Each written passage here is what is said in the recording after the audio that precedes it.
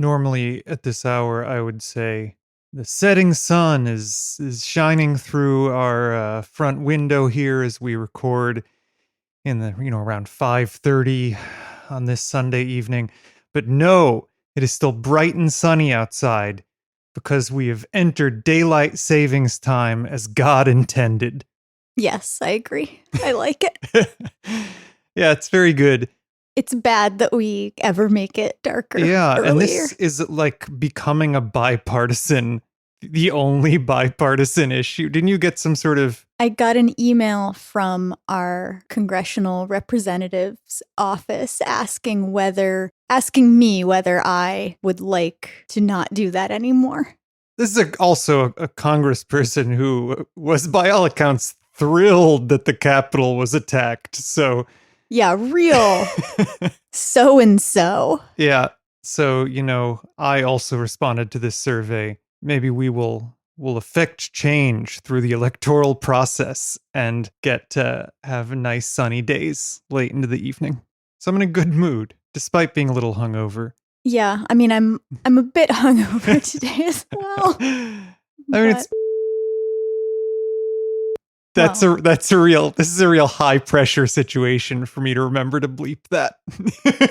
Damn. It's really testing. Well, we've entered a new phase of our lives. Yeah. And that phase is one where we have a shared Stardew Valley farm. Yeah, it's huge. I don't know if we mentioned that we own a Nintendo Switch now, as all the cool kids do. I guess cool kids own like PlayStation 5. Maybe? Yeah, I think... The Switch is several years old technology at this point, right? Yeah.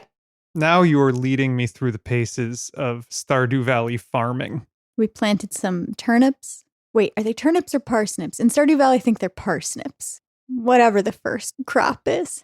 It's important to note that in like multiplayer Stardew Valley, you can't be co-partners in owning this farm. There's player one, who is Allison, is the owner of the farm, and player two, I'm her default farm hand, which is the sort of relationship dynamic that I shoot for.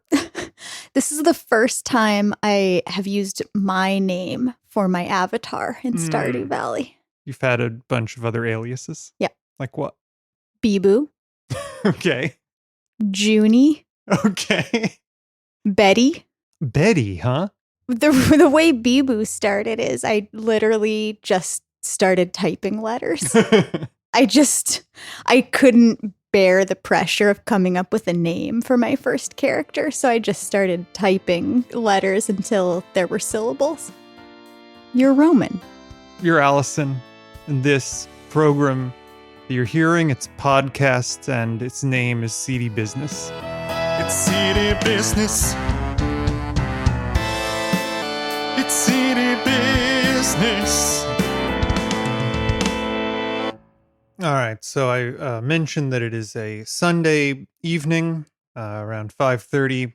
It's a beautiful day here in sunny Florida. It's just been in the 70s and sunny for days now. Feeling freer than I ever have. And why is that? That is because I have received a vaccination. Was it real or a placebo? Well, you may recall, dear listener, that a few weeks ago I mentioned that I had been in a vaccine trial and told you that I was certain deep in my bones that I had received the placebo. Turns out I absolutely did receive the placebo.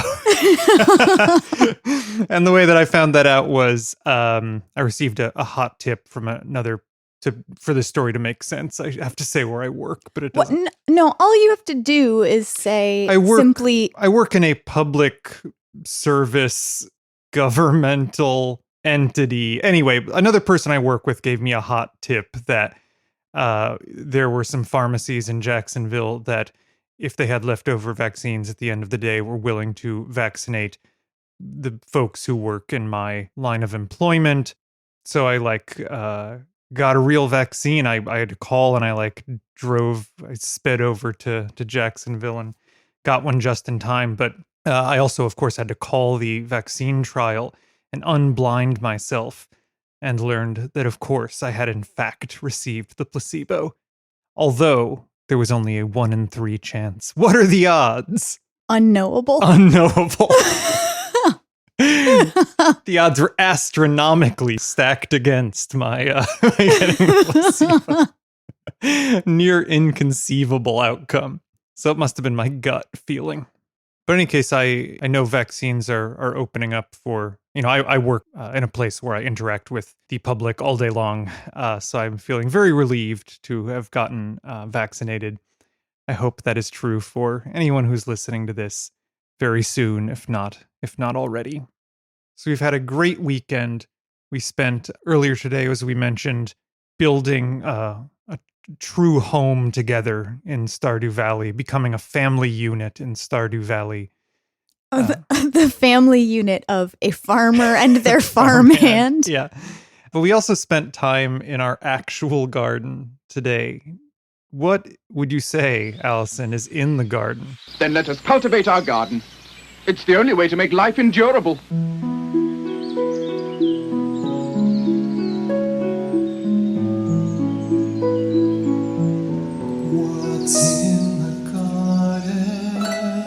This is a big news week it's a for big what's week. in the garden. Yep. Where to start? First of all, there's an incredible lawn ornament in the garden. Yeah, hell yeah. Do you want to describe it?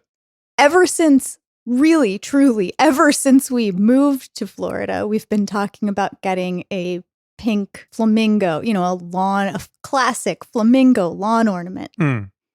And several times now we've driven by It's like an antique. It's an antique shop.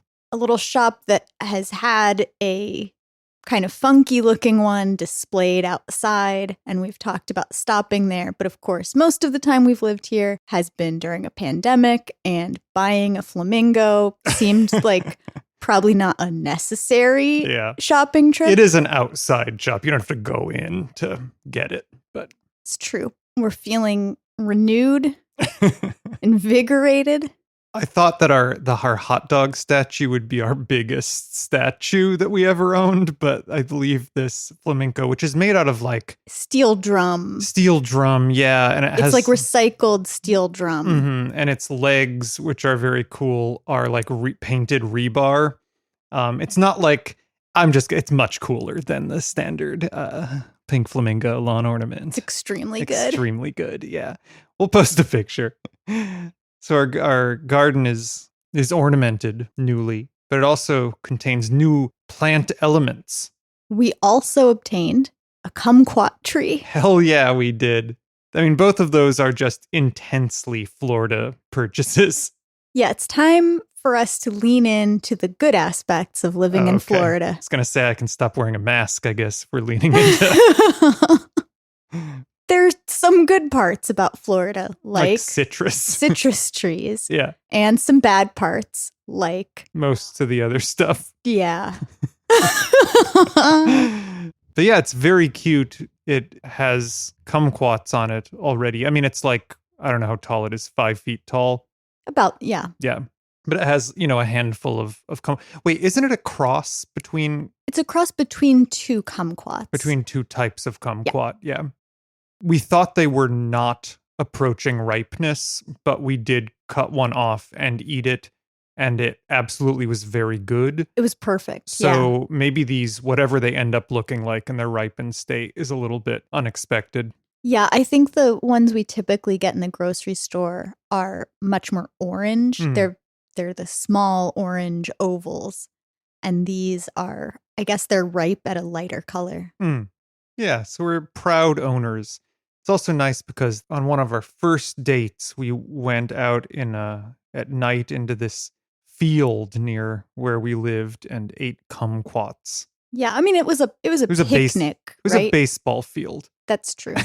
Yeah, it wasn't picnic. Just kumquats. There was some other stuff. Of course. Had you ever had a kumquat before? I don't think to that point. I think that was the first time I ate a kumquat. They're delicious. Yeah, they're so good. Yeah. I mean, if you have not, dear listener, eaten kumquats, highly recommended.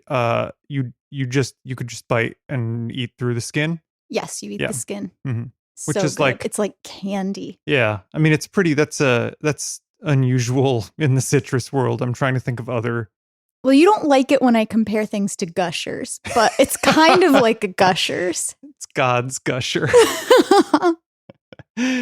God's Gusher is the open side of Christ on the cross. Ugh. Do I have to bleep that? That's disgusting, yeah. It's Lent. Come on. Let's see. So yeah, there's the tree. You also planted some other stuff today. Yeah, well, I planted actually about a week ago, so I'm not seeing any sprouts yet. We'll see what happens. I planted some green bean seeds that I had saved, which probably wasn't the best choice because I have lots of green bean seeds left over from last year that I know what they are and I know they'll probably grow well. But I don't know. I found an old jar of green bean seeds that I had saved at some point and I threw those in the ground. Good.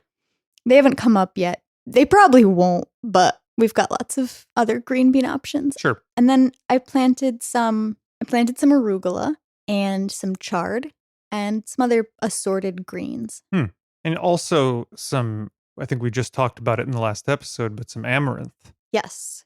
With the intention that maybe it would grow real good and big, and maybe we could bring it in the front and it would provide a little shade. Yeah, I mean, if it grows well, it could be a great summer shade plant for us because we have a lot of sun that really beats down into our front window. Yeah. And a quick growing tall plant would be really nice It'd be to have. perfect, yeah. What kind of amaranth is it?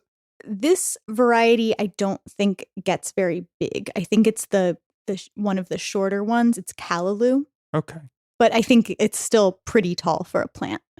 But I guess it's more grown for its greens rather than its height and green. Oh, I also planted, you may recall that last year we had a couple of incidents where our watermelons were tragically mowed down. Yeah. So I planted the rest of that packet of watermelon seeds and we'll see if any of them come up. Good. I mean, since then you have enclosed the garden space in a bunch of cinder blocks. So the rotting lawnmower guy would have to be willing to ruin his own mower in order to harm our garden at this point. All right, good. So today's catalog is, I think we picked it because it has a bunch of fruit trees and citrus stuff in it that we thought would be fun to read descriptions of. And really for no other reason besides that. I don't think we've talked about it before. It is Jung Seeds and Plants. I decided I need to watch 4 YouTube videos in a row where they pronounce it Jung before I truly believe that it is not pronounced Jung or something. It is spelled Jung, but I ended up going to the nursery that they run, and an employee pronounced it Jung. So I now feel confident in the pronunciation. So Jung Seeds and Plants, this is their spring 2021 catalog. This is one of the catalogs published by J.W. Jung Seed Company, which was founded in Randolph, Wisconsin by John William Jung. They publish a number of other catalogs. I struggle to think of, there are a couple catalogs that we have that, like Harris Seed has their regular catalog and Harris Seed Organics. I think Annie's has multiple catalogs that are both, but they're both under their sort of main brand. The J.W. Jung Seed Company also publishes the Vermont Bean and Seed Company catalog, the Totally Tomatoes catalog, which we've considered doing, R.H. Shumway, HPS Seed, several more. Like, there is no indication. Maybe it's in some fine print somewhere in those catalogs, but I've looked through them. I had no idea that they were owned by Jung Seed. I stumbled across this initially when I was going to order catalogs this year, and I was like, boy, the form for ordering each of these catalogs is really looks identical. That's weird. But then their Wikipedia page confirms that they do in fact own all these other catalogs and publish them, but not really under their own branding, as though they were independent catalogs. But this one is their flagship catalog, the Jung Seeds and Plants. I want to say they publish something like 8 million catalogs a year, about half of which are Jung Seeds and Plants catalogs. And that may be because the founder John William Jung was a printer by trade, I guess, as well as a seedsman. And their website is proud of the fact that Jung was the last major seed company to print their catalog in-house, which they did until 1987 when the founder was 100 years old. He was just printing the catalog on site until then. Wow. Yeah, I think that's pretty cool. The guy who runs it now is the grandson of the founder. His name is Dick Zondag, I guess. I guess that's how pretty that's good. pronounced. Yeah, you'd think, oh, that's a unique name. But I tried to Google him, and it's actually hard because there's a fairly notable Disney animator who has that exact same name. And it's definitely not the same guy? It's definitely not the same guy. I've seen pictures of both. Yeah, the animator, his IMDb page indicates he was a directing animator on The Land Before Time and All Dogs Go to Heaven, and also animated one episode of Ren and Stimpy. Yeah, that's an illustrious career. Yeah, quite a career. Their mascot is Macintosh the Great Dane. I was able to find a Pinterest account with a bunch of pictures of this Great Dane, which are pretty cute. I'll send you at some point. I guess, I don't know. I don't feel like I can post screenshotted pictures off of some Pinterest account, which is the only place this dog can be found online. Pinterest screenshots posted on Instagram is a pretty weird category. Yeah, I could link post. to them, I guess, if you want to see this dog. It's a pretty good looking dog. The other thing about them is that they used to have a branch of their company called Jung Seed Genetics, which was sold to Monsanto in the 90s. I went down the rabbit hole a little bit on this, but it appears to still be called this. But Jung Seeds proper, JW Jung Seed Company, makes a big deal out of the fact that they're no longer affiliated with them because I guess they don't want the Monsanto shine on them at all. When they are a non-GMO company, they don't want to be affiliated with Jung Seed Genetics, which is a company that continues to share their name, continues to also operate in Randolph, Wisconsin, like they do, continues to have a typeface for their logo that is very similar to them, and also links to them on their website. Okay, well, those sound like completely separate entities. So maybe I don't want to say JW Jung Seed Company is in cahoots with Monsanto, but I don't know. You can follow your own trail of breadcrumbs there, I guess. Wow, that's some real QAnon shit.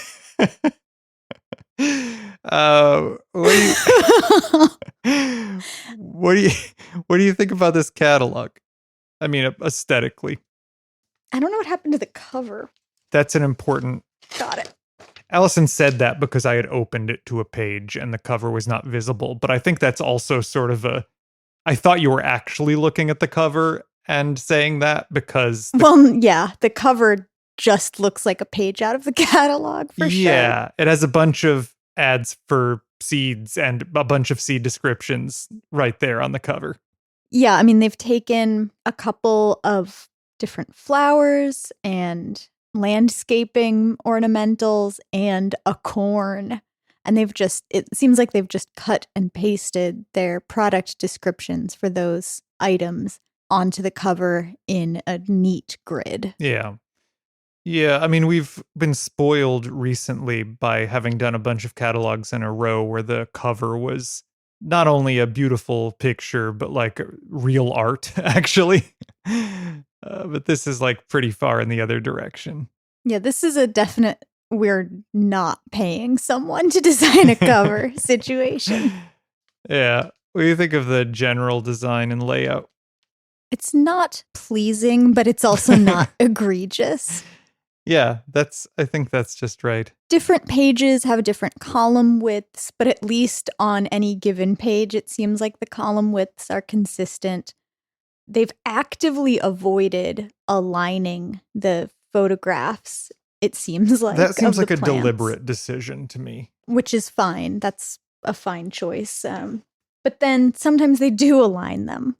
Different sections of the catalog are formatted differently. Mm-hmm. And, for example, I'm just looking at a page of tomatoes where each photograph appears to also have different aspect ratio. Like they've just cropped it how they want it to be, and then they've dumped them into a couple of columns. I mean, it's fine. They show you pictures of the plants. Yeah, this is a very like utilitarian catalog. I don't think the catalog design here is a labor of love for anybody, which is actually sort of a shame because the founder was like, it clearly was a labor of love for him. Cruel irony. Yeah, I'd be curious. Maybe we should do coming up. We can, as part of our retro series of catalogs, maybe we can find a Jung Seeds from like the 50s or something when he was, in charge of the printing and see if the general sensibility is different. This to me looks like a sort of mass market, it could be like a clothing, like a JCPenney's catalog or something. Yeah, it's standard catalog. Yeah. It's just, it looks like a catalog. Yeah, it's fine. The pages are bigger, I think, than 8.5 by 11. They're wider. Yeah, they're wide pages. They're glossy. It's one of those big floppy catalogs that soft you get and glossy. Sometimes. Yeah. I don't find it to be particularly satisfying. It's not a pleasant physical object. Sure. But they do got a bunch of good ass fruit. I'm really tempted to give a Stardew Valley spoiler right now. You can do it. This constitutes a spoiler alert for people who don't want Stardew Valley spoiled for them.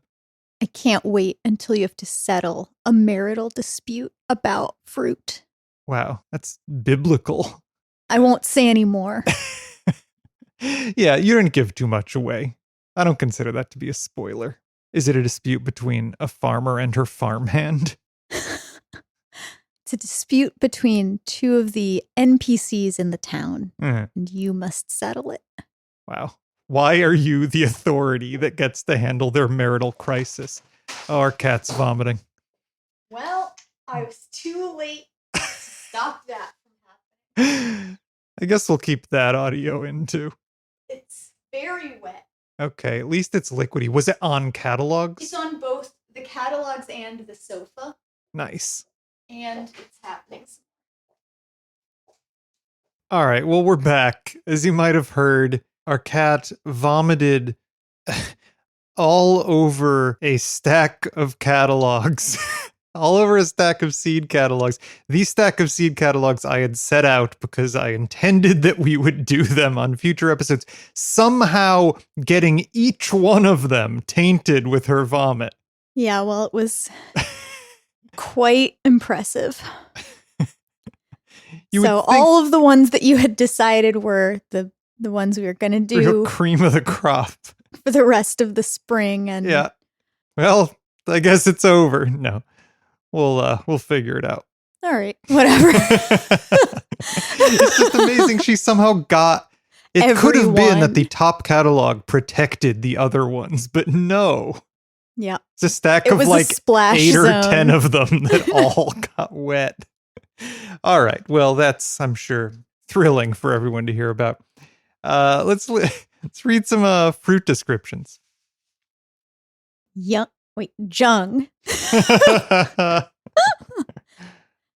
Jung's Hardy, Wisconsin. This is a pear. Crisp, sugary sweet fruit on super hardy trees. This pear was found by J.W. Jung on one of our farms in the early 1940s. The fruit was unlike any he had experienced. Pears are medium in size with thin, golden, russet skin. When picked prior to frost, they store well under cool conditions. The crispy flesh softens for eating pleasure when kept at room temperature for a few days. Ideal for fresh eating or canning. Man, he didn't even breed it. He just found it. He found it on what was otherwise his farm. Well, I got into a little bit of a internet hole looking at citrus trees recently. Yeah. And it turns out that a pretty large number of cultivars that people love and widely regard are just their sports, their chance genetic mutations, often not even of a whole plant, but of a single branch of a fruit tree, for example, that people then clone and graft. Nature does it better than we can. Well, since we're in We could stay in pears for a second.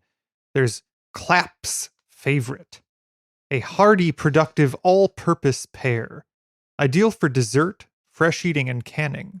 Fruits are very large with a lemon yellow skin, blushed red, the white flesh fine-grained, sweet, and highly flavored. For best quality, pick when full-sized, but still green, and ripen off the tree. Fruit doesn't keep long. An excellent pollinizer for other pears. Ripens in August, about 1 to 2 weeks before Bartlett. Boy, this is making me want that. You make like a pear and arugula soup, is it? It's pear and watercress. Pear and watercress. Oh, that's so good. And then we put blue cheese in it. Yeah, that recipe is from the first vegetarian cookbook I bought when I was 12 years old and I wanted to become a vegetarian, and I still have it because it turns out every recipe is extremely fancy and not what a 12-year-old in the 1990s would have access to in the part of the country where I grew up. That's a real good, it's a real good hot weather soup. Like, it's very refreshing. You can have it cold. I think I would often eat it cold as leftovers. Yeah, it's fantastic. Yeah. I'll do one more pear. Okay. Flemish Beauty. Originally known as fondant de bois, or sweetmeat of the woods. This pear was introduced to this country in the early 1800s. The large, rounded fruits have creamy yellow skin, blushed red, along with firm, creamy white flesh that becomes meltingly tender, sweet, and aromatic. Hardy and highly productive. Ripens from mid-September to early October. Well, it makes it sound real good, doesn't it? Yeah, I thought that description was too tantalizing to avoid. It's funny because there's a picture of it next to that description. It looks like a grocery store pear, but presumably it's better than that. That description really sold me, yeah. Yeah. I was hoping we would go to the section of small fruits, which is on page 12. Oh my. Yeah, there's some real luxurious and unique fruits here. So these are elderberries, currants, gooseberries, that sort of thing. Yeah, for sure. I'm going to read a cross between the gooseberry and currant, the jostaberry. Or maybe yostaberry, who can say? Starts with a J. These large black berries are a delicious, sweet tart cross of gooseberry and black currant. Loaded with vitamin C, the plump yet firm berries are excellent for fresh eating, jams, and jellies. The easy-to-grow, self-fruitful shrubs grow 3 to 5 feet tall and are resistant to many diseases and pests that typically plague currants and gooseberries. Easily adaptable to most soils, with little or no use of fertilizers or pesticides, and hardy until -40 degrees. Hybrid vigor. I mean, that sounds appealing too. Huh. These descriptions, I will say, so far seem good, right? Like they Yeah. make you want the product and give you some sense of what it would be like. I will say also, we are reading descriptions of like luxurious fruits in a moment where it is like spring has sprung here and we are craving what these things are. So maybe we have some amount of bias. They're not extremely detailed. Yeah. They're fairly brief, but Yeah, I mean, these vivid. are primarily descriptions of how the fruits taste so far, which is one small aspect of what is possible in a seed description, or in this case, a plant description, but certainly the most tantalizing part. pink champagne currant. Amazing yields. Amazing yields. Amazing yields. Long trusses of pink blushed, translucent berries are produced in abundance, causing the branches to bend under their weight. Flavor is more delicate than that of black currants and less tart than red currants. Plants have a vigorous, upright growth habit and excellent resistance to leaf diseases. Grow in sun or partial shade. Yeah, those look like something that royalty eats. Yeah, they look like jewels. Yeah. They're truly gorgeous in this photo. The one right to the left of it, the red lake currant, I don't know if the picture's oversaturated There's or a what, filter or something but going they on look there. like, boy, maraschino cherries, or they look like they're wet. That is how shiny they are. The Red Lake currant, the most widely grown red currant. Vigorous bushes produce clusters of big, delicious, bright red berries that ripen in July. Makes a sparkling red jelly. Easy to pick and remains productive even in partial shade. Wow, a sparkling jelly sounds so appealing. Yeah, maybe we're just hungry. That's a distinct possibility. Those cultivated elderberries next, it reminded me that I wanted to say they also look like tiny little jewels. This is not related, but we were talking about this earlier. The amaranth that you planted, I was marveling at how those seeds looked. They were so shiny. Yeah, they're really Gorgeous. beautiful, like oily. I thought they looked like fish roe. That is how shiny and oily they were. Yep. But these elderberries are also they sort of look like fish roe on this page to me. Mount Royal plum. If you can only plant one plum tree, make it this easy-to-grow European plum. The large, deep blue freestone fruits are very sweet and juicy. Quality is outstanding whether used fresh for preserves, jam, canning, and freezing. Bears heavy crops each year and doesn't require cross-pollination. Fruit ripens mid to late August. Yeah, I haven't encountered very many descriptions that seem whimsical to me. I mean, this catalog has a deep absence of any whimsy, but I sure would like to eat these. It's making me want to eat these at the very least. There's the lingonberry they have. Ornamental, nutritious, and delicious fruiting ground cover. A favorite in Europe and Scandinavian countries. Shiny, dark green, evergreen foliage grows 8 to 12 inches high and up to 24 inches across. White flowers are followed by berries that ripen in late summer, often followed by a second crop in late fall. The vitamin-rich, red, tart, and lemony berries are prized for preserves, sauces, and pastries. Grow like blueberries in moist, acidic peat soil in full sun or filtered shade. Ground cover raspberries. Highly ornamental, thornless vines produce attractive flowers and delicious fruits. Developed in Sweden, these weed-smothering, hardy plants spread by underground rhizomes, creating a thick mat of bright green foliage that reaches just 5 to 6 inches in height. In spring, plants bear 1-inch pink flowers followed by small, sweet, aromatic berries that ripen in midsummer. In fall, the foliage turns attractive shades of red and burgundy. Plants require cross-pollination, so plant at least one of each variety to maximize your harvest, up to 1 pound per plant. Ground cover raspberries will begin bearing the year after planting and prefer part shade to full sun. When I think of rhizomes, I think of like ginger and turmeric. Well, those are the rhizomes, I guess, in that case. Yeah. Wow, that sounds so appealing. A thornless ground cover raspberry. Yeah. What could be better? It's too good to be true, right? Well, it's probably a lie. They're probably lying. Growing up, the one cool thing that my parents had in the yard was raspberry bushes that we could grab from in the summer. That was always very exciting. Yeah, picking your own berries in the summer is an incredible thing to do as a child. Yeah. Boy, imagine. Warm berries Yeah. from the sun. Yeah, they're warm and they just fucking squirt everywhere. I guess that was a gross way of describing Yeah, that. But you're really into some gross shit today. You know what I mean, though. They're juicy. They're People would juicy. describe them as juicy, usually, if they wanted it to be appealing. Yeah.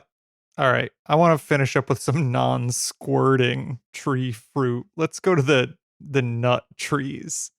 I want to read Ukrainian almonds. Grow nutritious almonds in cold areas with these hardy varieties from Ukraine. Not the Ukraine. Ukraine. They got it right. These selections bloom late, about the same time as peaches, helping them avoid damage from late hard frosts. Originating at the Nikita Botanic Garden, the attractive trees bear profuse, pinkish-white, fragrant flowers in the spring. Harvest nuts in September and use them for fresh eating, roasting, and baking. Mature trees are 15 to 20 feet tall. While somewhat self-fertile, we recommend planting 2 varieties for best nut production in a location with at least 1/2 day of sun. Trees begin bearing about 3 years after planting. 3 to 4 foot bare root grafted trees. Cannot ship to Florida, Oregon, Texas, or Washington, so we're fucked. We can't get these good-ass almonds. And then they describe the 2 varieties they have. Right. You want to read them? Sure. Bounty, a very late blooming variety that bears abundant crops of large, high-quality, soft-shell almonds. And Oracle, very late blooming and early ripening, bears big crops of sweet, soft-shelled nuts. Wow, those are nearly identical descriptions. They are both very late blooming. They both bear big crops of soft shell almonds. Well, they are the same.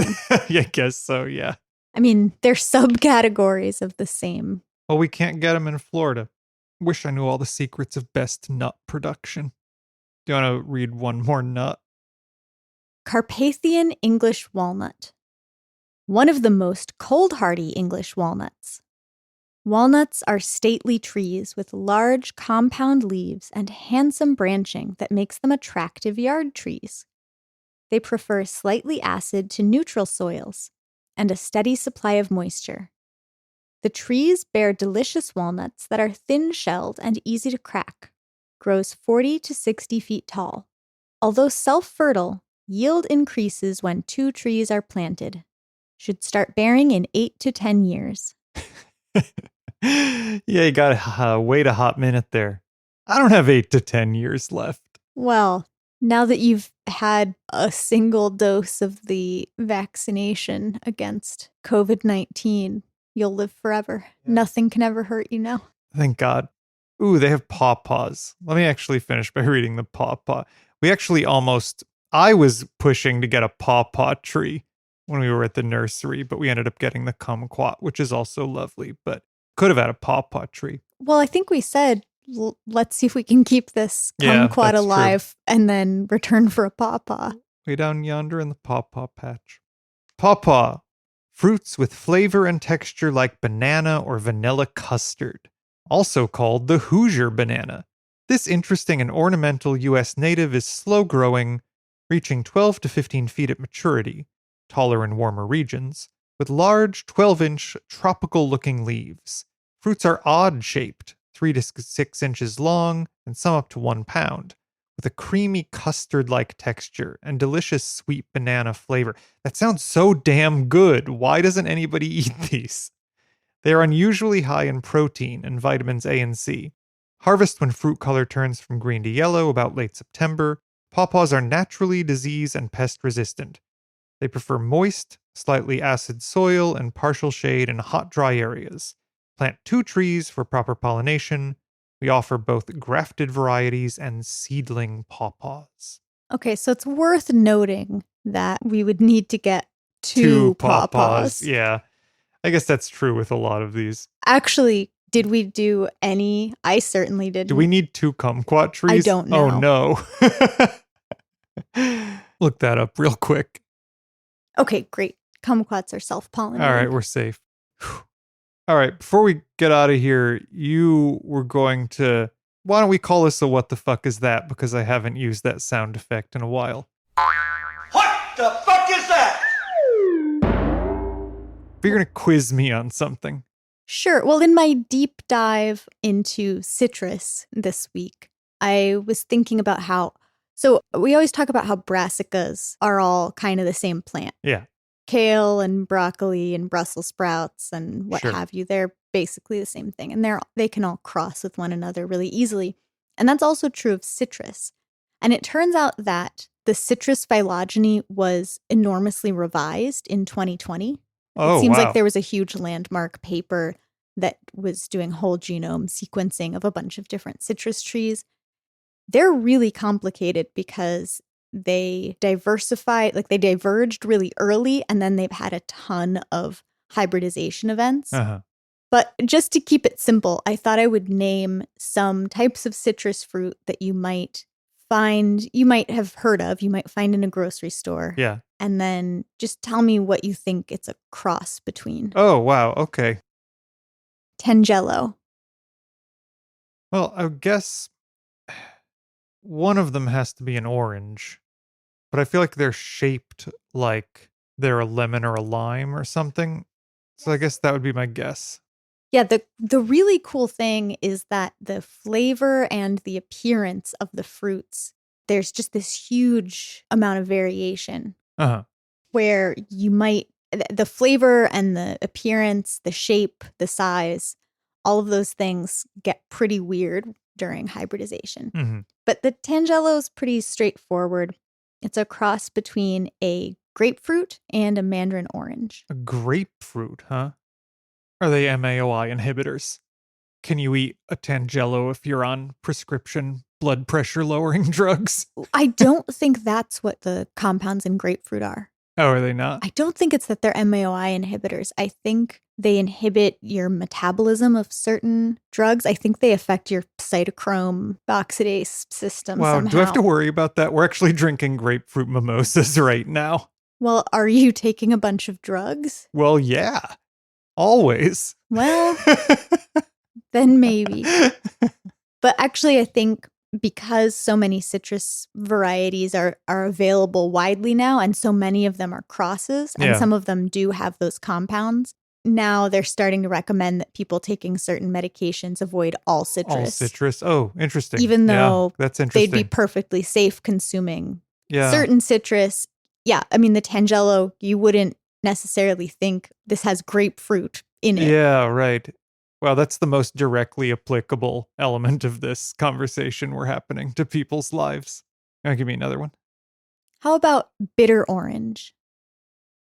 I want to say that I don't even exactly know what these look like. I think people use the extract as a stimulant. I think I'm familiar with this as drugs, but not as a fruit. I mean, I guess one of them's got to be an orange. Hold on, let me see if I get a picture here. Huh, they look like oranges. They're also called Seville oranges, which is why I thought maybe, that's what people used for marmalade a lot. Oh, interesting. They're not sweet. It's like it says, they don't taste good if you just eat one, but they're great for making jams and sweets and things. Huh. So it's tart is what you're saying? Yeah. Oh, I guess I'll say a lemon in that case. It's a cross between, again, a mandarin orange, which is one of the 3 or 4 kind of ancestral citrus types, and a pomelo, which is one of the other ancestral citrus types. Interesting. Yeah, Wikipedia tells me that it's used as a stimulant because it contains like synephrine. Well, I had no idea people used this as a drug. I'm fascinated that you immediately knew that. I have not used this as a drug, but I've seen it listed as like a herbal. It's like an appetite suppressant, I guess. Well, if you cross a bitter orange and a lemon, you get a bergamot. Shocking. Which look quite different to either of those things. Huh. Well, here's another interaction. You can't eat bitter orange if you take statins. All right. I mean, one more. All right. Lime quat. I mean, this seems like it has to be a leading question. I will guess kumquat and lime. Yes, but it turns out, so it's kumquat and key lime. It's a kumquat key lime cross. We might want to think about getting one of those. Yeah, that sounds great. The interesting thing is it turns out lime is not really a phylogenetic or botanical, like it's not a monophyletic group. This is like when I try to claim that cauliflower and broccoli are 2 different things. Well, and you get mad. It's actually, I mean, like I'm saying, well, cauliflower and broccoli are 2 different things, but all these citrus fruits are easily hybridized with one another. Right. But it turns out that all the things we call limes are not closely related to one another.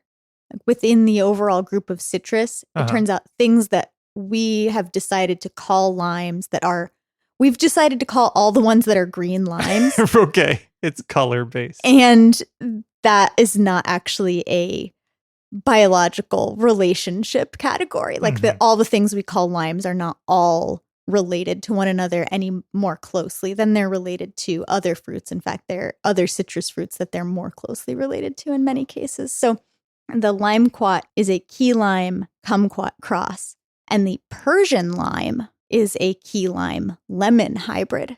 Well, we could get any and all of these. We could fill our yard with these. Well, we are renting. I'm afraid so that there's a limit. There's some limits. I'm afraid that the neighborhood hooligans, the yard kids, are going to come by and take our fruit. So we need so much of it that they can't possibly exhaust us of our treasures. Well, I think we should possibly be concerned about the raccoons even before the yard. What kids want fruit? What? Well, some kids were drinking some very fruity booze, and we found a bunch of nips of like blue raspberry vodka, which could only it had to be 14-year-olds That's from consuming teens, yeah. They got their hands on a bunch so if they like blue raspberry vodka, maybe they'd like some of our fancy fruit. They might, but it's probably not their first choice. Yeah. I'm just saying, dear listener, beware of teens raiding your garden. All right. I'll mention again that this comes out this Friday, the 19th, and then we have a CD short on the 26th. Our show on the 2nd will be our year retrospective, a year in COVID, where we will talk about 2020 catalogs and give some awards. It's also Good Friday. So it comes out on Good Friday? Comes out on Good Friday. So what a day. You can party with us on Good Friday. And if you're so inclined, you can elect to follow us on Twitter at @CDBusiness or on Instagram at CDBusinessPod. You can email us at cdbusinesspod@gmail.com. Let us know if you want us to talk about a catalog. Leave us a review if you'd like. Yeah, do it. And assuming it's an unholy hybridization of two different plants, you should eat your vegetables. We're all just doing the best we can. Speak for yourself. It's city business. It's city business. Boring talk about seeds, city talk between boys. Mind-numbing chatter about our mules and spores. We'll dig a ditch and moan and split the